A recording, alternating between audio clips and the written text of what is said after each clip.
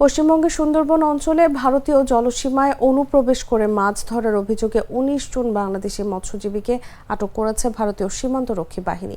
রোববার সুন্দরবন কোস্টাল অঞ্চলের ক্ষীরোদখালী এলাকা থেকে মাছ ধরার ট্রলার ও জাল সহ তাদের আটক করা হয়। এরা সকালে বাংলাদেশের ভোলা জেলার পোড়ালিয়া গ্রামের বাসিন্দা। ভারতীয় সীমান্তরক্ষী বাহিনীর সদস্যরা তাদের জাল ও ট্রলার জব্দ করেছে।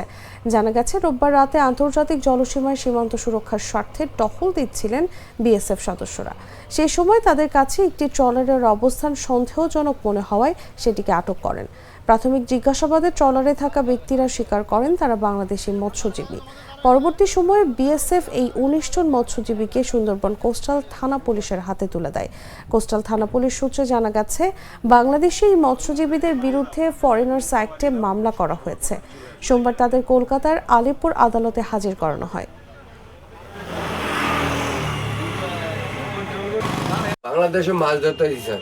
আচ্ছা, ভুলে ঢুকে গেছি ভারত। আচ্ছা, কখন ঢুকলেন? কখন ঢুকছি কতজন ছিলেন ওই যে আপনার মাছের বোটে? আজ 10 দিন। কতজন ছিলেন বোটে? 19 জন ছিলাম। আপনাদের বাড়িটা কোথায়? বাংলাদেশ। বাংলাদেশে কোথায়? ভোলা। সবার বাড়ি এক এলাকায়? মাছ ধরতে ধরতে চলে এসছেন ভারতের জলসীমানে? জি স্যার। আপনারা এখানে কি করতে এসেছিলেন? কি করতে? সমুদ্রের মাছ ধরতে আসছে। আচ্ছা, এখানে আছে মাছ ধরতে না বাংলাদেশের মাছ দিয়ে আমরা খাওয়া দাঁড়িয়ে। আচ্ছা, বাংলাদেশে মাছ ধরছেন তো এখানে ধরলো কেন? এখানে ধরলো কেন? পুলিশ বললে আমার তো ডেকে গেছে রাত্রের বেলা। রাত্রিবেলা কি মানে ইচ্ছে করে ঢুকেছেন? না, ভুল করে?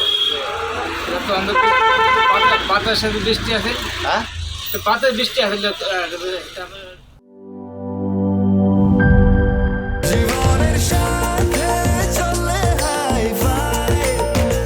স্বাস্থ্যকর অল টাইম ফ্যামিলি কেক, সব সময় অল টাইম হেলদি লাইফ।